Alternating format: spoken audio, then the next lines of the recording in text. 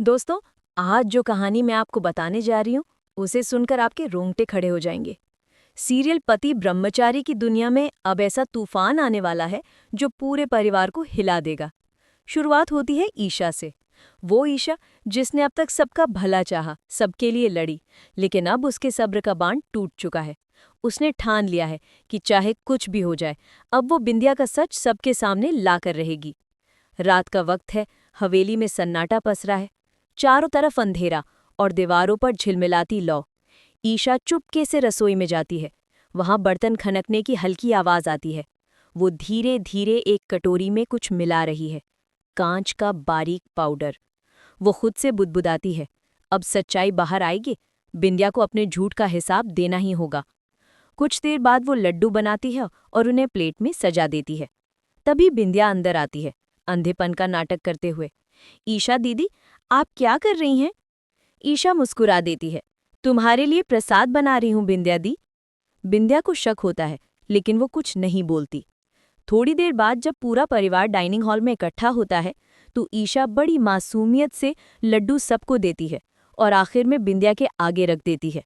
जैसे ही बिंदिया एक टुकड़ा मुंह में डालने जाती है, अचानक चिल्ला उठती है, रुको, इन लड्डुओं में कांच है। पूरा परिवार चौंक जाता है। ईशा धीरे से मुस्कुराती है और बोलती है, कांच? लेकिन तुम्हें कैसे पता चला बिंदिया? तुम तो अंधी हो ना? सन्नाटा छा जाता है। सबकी निगाहें बिंदिया पर टिक जाती हैं। बिंदिया के चेहरे का रंग उड़ जाता है। वो कुछ नहीं बोल पाती। ईशा कहती है, अब झूठ मत बोलो, सच कब तक छिपाओगी? तुम्हारा नाटक अब खत्म हुआ बिंदिया। तभी सूरज अंदर आता है और पूछता है, क्या हो रहा है यहाँ? ईशा मोबाइल निकालती है और एक वीडियो प्ले करती है, जिसमें बिंदिया खुद मोबाइल चला रही होती है, मैसेज पढ़ रही होती है और टाइपिंग भी कर रही होती है। सूरज के पैरों तले जमीन खिसक जाती है। उसकी आंखों में विश्वास का पहाड़ टूट जाता है। बिंदिया, ये क्या है? तुमने मेरे भरोसे का, मेरे प्यार का मजाक बनाया? बिंदिया फूट फूट कर रोने लगती है। सूरज, मुझसे गलती हो गई, मुझे माफ कर दो। लेकिन सूरज अब वही भोला सूरज नहीं रहा। उसके चेहरे पे गुस्से की आग जल रही है। वो कहता है, अब माफी नहीं, अब हिसाब होगा। तुमने मुझे तोड़ा है, अब मैं तुम्हें टूटते हुए देखूंगा। पूरा घर सन्नाटे में डूब जाता है। तभी ईशा एक और सच बताती है। इस साजिश के पीछे सिर्फ बिंदिया नहीं, गुलाब सिंह का भी हाथ है। सूरज चौंक कर पूछता है, क्या? गुलाब सिंह?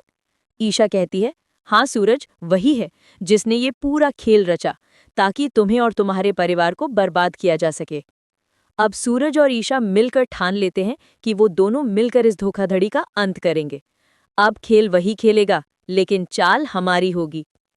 इस बीच कहानी का दूसरा ट्रैक खुलता है, काव्या और आरव की कहानी। आरव और दादी मिलकर काव्या पर झूठे इल्जाम लगा रहे हैं। ये काली माया करती है, घर में अशांति इसकी वजह से है। काव्या रोती है, लेकिन कोई उसकी बात नहीं सुनता। तभी दरवाजे पर दस्तक होती है। उसकी छोटी बहन रिया खाना लेकर आती है। दोनों बहनें गले मिलती हैं, लेकिन खुशियों के बीच तूफान छिपा है। रिया गलियारे में सुनती है कि आरव फोन पर कह रहा है, मुझे डर है कि मेरी ये झूठी शादी कहीं सच्ची ना बन जाए, मुझे काव्या से दूर रहना होगा। रिया ये सुनकर काम चाहती है। वो भागकर काव्या को बताती है, लेकिन काव्या को विश्वास नहीं होता। नहीं रिया, आरव ऐसा नहीं कर सकता। पर दोस्तों, आप असली सस्पेंस शुरू होता है। एक रात जब आरव और दादी अपने कमरे में बात कर रहे होते हैं, काव्या पीछे खड़ी सब कुछ सुन लेती है। वो स्तब्ध रह जाती है। उसका चेहरा सख्त हो जाता है।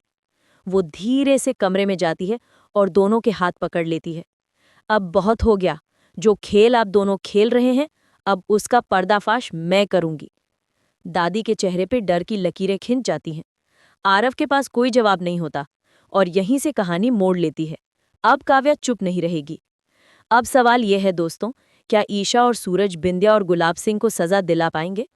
क्या काव्या आरव और दादी को बेनकाब कर पाएगी, या फिर कोई नया धोखा सब पर भारी पड़ेगा? एक बात तय है दोस्तों, आने वाले एपिसोड्स में पति ब्रह्मचारी का हर सीन, हर ट्विस्ट और हर डायलॉग आपको सीट से उठने नहीं देगा। तो दोस्तों, अगर आप भी इस ड्रामे के दीवाने हैं तो वीडियो को लाइक करें, चैनल को सब्सक्राइब करें और कमेंट में बताएं, क्या ईशा ने जो किया वो सही था? क्या सूरज को बिंदिया को माफ कर देना चाहिए?